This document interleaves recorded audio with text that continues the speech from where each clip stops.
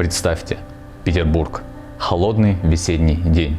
Император Александр II, освободитель, реформатор, человек, который изменил ход российской истории, едет в своей карете по набережной Екатерининского канала.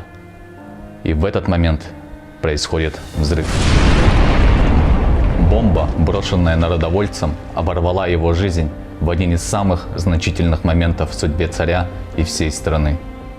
А ведь он начинал с великих надежд.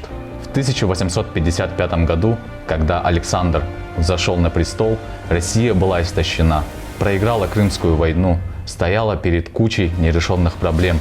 Но именно он сумел многое изменить. Подарил стране эпоху оттепели, провел важнейшие реформы, включая отмену крепостного права. Но и врагов у него было достаточно. На него покушались не раз. В Париже, в Петербурге было очень много экстренных ситуаций. Пытались взорвать его поезд и даже подорвали Зимний дворец. Но в тот роковой день удача отвернулась. Народовольцы добились своего. Но какова ирония судьбы? Александр II погиб в тот день, когда готовился дать ход проекту конституционных реформ. 144 года прошло с того момента, но его имя до сих пор остается в истории России как человека, который хотел изменить Россию.